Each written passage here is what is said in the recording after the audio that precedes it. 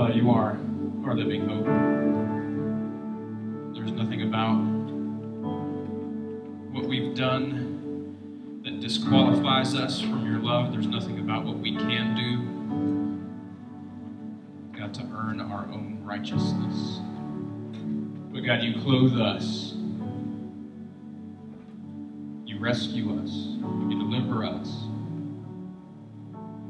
We have a hope and a faith that is active and living because we serve a risen Savior, because the tomb is empty, because you are at work in the world and in our hearts. God, I pray that you would continue that tonight as we gather around your story, your word. It's your son's name we pray. Amen. We're going to have a seat. Where's my Westbrook people at? FCA tomorrow, 6:50. FCA tomorrow. Tell people about it. Be there a little early if you want to. And maybe get some donuts or kolaches. We're going to continue in the This Is My Story series. Everybody turn to somebody in this room and say, you have a story.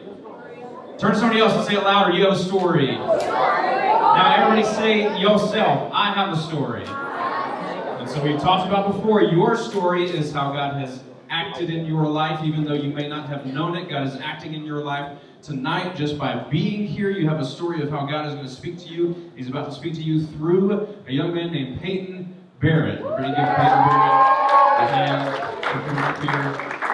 Come here for Peyton. Here you go. Hi. I'm Peyton, like he said, and yeah, I've been a Christian basically my entire life. I don't remember a time when I wasn't, so most of my story is going to unfold after I became a Christian. There's not much before. I don't really remember a lot. There was some stuff that when I was a kid, my parents went through a lot of stuff, and that experience really kind of shaped my life. Between how I viewed people and just life in general, and just like trust. Like they almost got a divorce, and I kind of, in my own mind, I kind of took the role of like a comforter in that situation, and I made myself responsible for how like my mom would feel, and I kind of grew to think like I can't trust anyone. I don't know if that makes sense, but for me somehow subconsciously it did.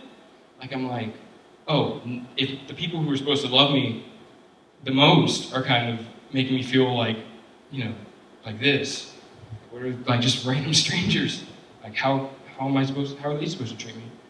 So in my head, even if I didn't even know it, my head was like, don't trust people, stay away, you know? So there's this empty void in my life, and dude, I tried to fill that with so much stuff. I don't think there's a single thing like that you guys can experience that I haven't done or experienced or know in some way about. Because I tried to fill that hole in my life a lot. And sometimes I got it right. You know, sometimes I filled it with God. But perpetually, just constantly, I fill it with things that weren't supposed to fill the position of God. Like the last year, dude, I did so many sports, and I hated them all. But I did it because there was this perpetual emptiness inside of me, you know, that I needed to fill with doing something so I don't have to think about how I feel, you know, and how lonely I was. Because I wouldn't open myself up to trust anyone, because, you know, they're just going to abandon me and make me feel like crap, so why would I do that, you know? Why would I go out and make myself vulnerable? So I would just hide it beneath layers of just things, and I would make so many friends. I would be so nice to people and be nice to people, but I was nice to people because of my own insecurities, and I would force them to like me. I would like run up to them every day and like be like, oh, just like me, you know? And it's probably where I got my personality from. I'm a very outgoing kind of person. But really inside, if you really get to know me, I'm not. I prefer being by myself. But you want to know that if you just like met me. And so, yeah, so there's this hole, right? And I would perpetually just fill it with things like sports or friends. And recently, like the last few months, that hole got so big in my life. Because I started to realize like, oh my gosh, nothing is filling this. And it got frustrating as all heck. Dude, I almost like gave up with it, you know? Like, I reached really low points in the last few months about just who I am and who I want to be and who I think I'm capable of being. And it was a hopeless time, really, the past few months. And I'm not sure if you've seen me up here for the past few months, but you could probably tell by the way I've been. Yeah, but really, what really changed that around for me is when we went to Mission Arlington. I did not want to go at all. Not because I don't know what to do. I've been in the last, what am I, junior? So 5 years. I've been for a long time. I know what I'm doing. But I didn't want to go because I didn't feel spiritually up to it because of the way I've been, you know? And when we got there, immediately I had to turn it on. I told my mom, I was like, dude, I made a mistake coming here. This is a terrible situation. I shouldn't be here. I feel like crap. I feel alone. And I cried to her, and we just talked. And Mom said, Peyton, you gotta trust God, and you gotta completely pour into this thing. If you're gonna believe in it, then go all out with it, you know? And just completely give your trust to Him. And don't be afraid of what other people could do. And don't try to fill that hole in your life with things, and feelings, and emotions. And so that helped a lot. But what really changed is the last day we were there, because we had to leave a day early, these two kids, I taught the message about Jesus. And these two kids were like, oh, we don't know much about that. So I talked to them, and they ended up getting saved. And that shook me, heavily. Because I realized, oh my gosh, in my own selfishness, I've been neglecting what God's called me to do, you know? I've been pushing Him away because I don't feel adequate. And God just kind of made it obvious that, He has a purpose for me, you know? And by focusing on my own, just selfishness, I pushed Him away. And that's what led me into that dark, deep, terrible place. Yeah, so that really turned a lot of stuff around for me. I realized I can't fill that hole in my life with other things, you know? Because, especially in life, you're going to see things and you're going to be like, ooh, that makes me feel really good. I'm going to go flock to that, pour myself into it, and completely devote my life to what that is, you know? To whatever, I don't know what it's going to be in your life. It could be sports, it could be friends, it could be drama or whatever. But you're going to come across a thing that seems better than God. And you're going to pursue that thing, and it's a great thing to pursue because everything God has made points to Him, and it's great for edification and just for showing us how great and wonderful He is. But that thing can't take the place of God. So for me, I tried to put stuff in God's place in my life, and nothing can fill that spot. And so I encourage you, as you go throughout your lives, weeks or whatever, and you start to see things that you feel like would make you happier than God, or feel like would satisfy you. It won't. I've tried everything, and none of it has made me feel good enough. It all has led me down a dark place that I don't want any of you guys to go through. So yeah, that's my story. I love all you guys, and have a good rest of the night.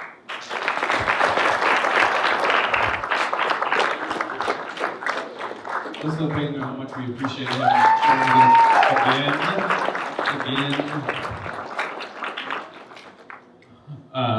Peyton, I love you. You are genuine and wise, and we would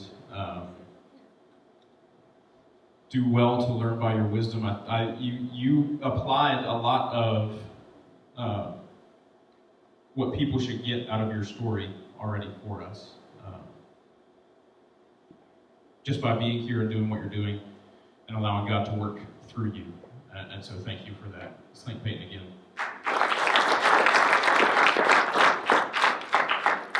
I love this series, right? I wasn't joking with you earlier when I said you could talk the whole time if you want to. Because I love hearing from y'all and hearing what God has done in your lives. And I love the way that a lot of our stories connect with each other and have a lot in common, right? Did I tell you who we're going to be talking about tonight, Peyton? I asked this to everybody. No, I didn't. We're talking about a guy you've probably never heard of. Habakkuk is his name. Who can spell it? Just kidding. We're not going to have a spelling contest. He's a prophet in the Old Testament. Oh, they put it up there already. That's cheating. He's a prophet in the Old Testament. Yeah, Habakkuk. Yeah. He's a prophet in the Old Testament, and he was at a very specific time, very, very downtrodden about where Israel, the nation of Israel and the nation of Judah were in their relationship with God, very far away from their relationship with God. So he had all these questions for God. How could you allow this to happen? What are you going to do about it? And God answers those questions in the book. He answers straight to Habakkuk what's going on. So we'll talk about that tonight. But first, I want to show you a picture of my favorite president. I've talked about him here before. It's been a long time. Who is it? It's Abraham Lincoln, right? And what does anybody know what's happening? This is a drawing of a historical event. Does anybody know what's happening? No, not Gettysburg Address. Very close. He's giving a speech. That's right. It's a very specific speech. It's right after he has been elected president. He's president-elect. Yeah. Inaugural address, that's very close, but also not yet, right? Because this is before the inauguration. So this is while, you know how we elect presidents in November, right? And then we inaugurate them in January. It works a little differently. Back then it was a little longer. So this is when he first found out that he was elected. Not long after he found out he was elected, he's leaving Illinois, which is where he's from. He's going to Washington. He's getting on the train, actually, to go to Washington. He's giving his farewell address to his hometown, basically. And he's by himself, right? Was Abraham Lincoln married? Yeah. Yes, he was. Yeah. He's by himself. He's by himself because they fought that morning. And she went another way, and so he's up on this platform by himself. He should be there with people around him. He should be there with somebody to share it with. He should be there in the loneliest time of his presidency. He knows what he's about to face, right? This is in February of 1861. Does anybody know what major historical event happens in 1861? The Civil War begins. The nation is torn in two, right? That happens. The first battle of the Civil War is in April. This is February. So Lincoln knows what he's about to go to, and here's part of what he says. Without divine assistance, I will fail. Without God helping me, this will not happen. But with His help, I cannot fail. With God with me, what is supposed to happen for this country cannot fail. In his probably loneliest moment of his very, very new presidency, right? He's just president-elect. He hasn't even been inaugurated yet. He sees the need outside of himself for God's action. And so a lot of times we get in this mindset that God's too big for questions, God's too small for our questions, God doesn't want to hear us doubt or say anything against what's going on in our lives. We have this prophet, right? This person who is connected to the mouthpiece of God for the people of God. And really this whole book, it's only 3 chapters, this whole book is really just a dialogue, a conversation between one person and God. And it consists of these questions. Why would you allow this to happen? What is going on in the world where you think these people are more righteous than these people? That's one of the things that Habakkuk wants to ask. And a couple of New Testament quotations come from the book of Habakkuk. Some of us have probably never read it before, but one of the major themes of Paul's theology, he quotes it in Romans, he quotes it in Galatians, the writer of Hebrews quotes it again, the righteous shall live by faith. And so what God's answer to Habakkuk ends up being is trust me. Why are you allowing this nation to crumble? That's what part of what he asks. Why has this happened? How long, O Lord, will you be silent? Will I feel far from you? Will this be something that affects me so viscerally that I don't even know what's happening? And God's answer is trust me. Is I am in charge of what happens not only in Israel, not only happens in Judah, not only what happens in Assyria and Babylon and all of these other places. Really look. I'm in charge of speaking truth and life and peace into your very heart. Now, we get bogged down in the day-to-day difficulties of our lives, and that's not what I'm talking about. Put those aside. I'm not talking about you had a bad day today. Yeah, don't sing it. No, Brent's singing it. You sang it. Okay. Not talking about that, right? I'm talking about this world-ending, the tragic stuff that we talk about, or we don't talk about, that we think about, that we allow into our minds, that we allow into our image of ourselves, right? Centers around. I'm not good enough. God couldn't love me because of.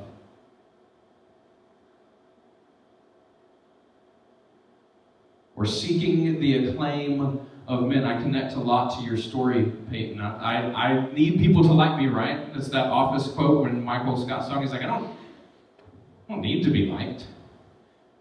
I don't want to be liked. I have to be liked. Right? He's trying to talk himself out of it. We want people to validate us, to validate our existence, right? I want people to look at me and accept me for who I am and know that. And love me. And that desire, no matter how cool you think you are in this room, that desire is in every single one of us. You want somebody to just love you.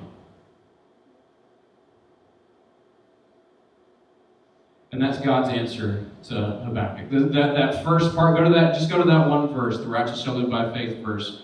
The first part of this verse we don't read a lot because it's not what Paul's quoting, but that first part is actually a parallel to the second part that we know. But the righteous shall live by faith. Before that, behold, his soul is puffed up. That means prideful. The prideful person is his soul, is what he's talking about. Is puffed up. It is not upright within him. It is not how he should be angled, directed. But the righteous, those who are righteous, shall live by faith, not by their own selves. Most of the problems that we have, that we can point to, whether we know it or not, come from worship of self. Of putting self on the throne of our lives and expecting everything to work like it's supposed to work, right?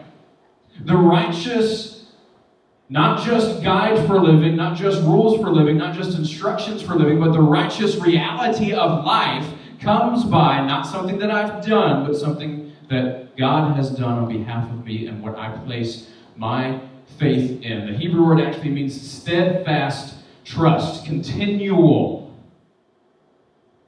trusting action, not just believing the right things, right? Not just being doctrinally sound, not just saying what I think I want, what I think people want to hear me say. Actually living, doing life in faith. Faith not in myself. Faith not even in circumstances, right? Because circumstances go like this. But faith in the fact that God loves me. That God desires my enjoyment of Him. Do you know that that's what God desires for you? Habakkuk is coming from this place where he thinks his literally his world is ending. And God is pointing into the fact that you should enjoy my presence, my action in your life righteously, living by faith. Is that how we view our spiritual lives? If we're honest with ourselves, almost every one of us would say no. Almost every one of us would have a list of excuses, a list of things that we may be looking at on our phones right now that are above whatever I say about God. When God is pleading with us, showing us, continually speaking and moving in our lives to pull us to this faith. Do this again. Turn to the person next to you. Say you have a story. It's quieter now. Turn to the next person. Say it louder. You have a story. Yeah, there you go. Here's our story. Here's our story. The God, the Almighty God of the universe, desires fellowship, communion with us, and He begs, pleads for us to come to Him. With our questions, right? With the things that are really difficult for us to wrap our minds around. He wants to be the source of all of our solutions. Because man-made, manufactured solutions to those problems only get us further down the line from where God would have us to be. And if I'm righteously, continually, steadfastly, purposefully trusting in what God has for me next, my faith will lead me to not dependence on self, but dependence on God. And so dependence on self looks like this, right? Dependence on self looks like me making a mental tally of everything I have to do in the morning or everything that's happened to me today and trying to wrangle control of that, right, from whatever's happening in my life, right? How many of you do this? You're thinking right now about all the stuff that you're going to have to deal with tomorrow. You're thinking about right now all of the stuff that you're about to go home to. You're thinking right now about all of those things that you try to keep at bay, try to control in and of yourself, try to wrap a harness around and put them off in some dark corner of your mind.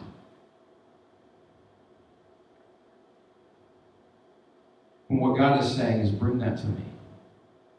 I want all of everything that's going on in your life because I am big enough to handle it. Because I'm the only one who can handle it because I love you regardless. That thing that you want, that thing that you're seeking, those affirmations that you are seeking in the world, I want to give them to you. Part of the great thing, one of the great things about hearing each other's stories is knowing that we're not alone. Is knowing that there's somebody else that has dealt with what I'm dealing with. Is knowing that there's somebody else that God is working in. And whether or not I hear it right now is knowing that there's somebody else that's been over some mountain or down in some valley and God has brought them to the other side of it. And so I hope we don't remove that. I've been hearing some great times in our small groups. I hope we don't remove that from tonight as we're about to go to small groups. If you want to share something about your story, if God is calling you to be up here and speak about it, we're going to do this at least until the summer, okay? We're going to have ample opportunities for you to come and tell us what God has done in your life. For you to testify, right? With real action about what God has done in your life. So let's not waste that tonight. Father, we ask you to show us, as we are in this place, as we are among sisters and brothers and people that care about us, God, we ask you to show us and remind us that you have loved us actively. You call us to faith actively. God, I pray that if there's those in this room that don't know you, that don't know what that is, that they would come and talk to one of their small group leaders, one of their student friends that are in this room, one of the adult leaders. God, I pray that you would just put somebody in their path. God, I pray for those of us who are following you and are seeking for ways to be used. God, I pray for those of us in this room that see somebody that's going through something, that you would just put them on our hearts, put them on our minds right now. We go and ask them tonight, before we leave this place, ask them how we can pray for them, how we can lift them up. Or maybe if they just need someone to talk to, that we could be that ear. God, I pray that you would move in this place. It's in your son's name we pray. Amen.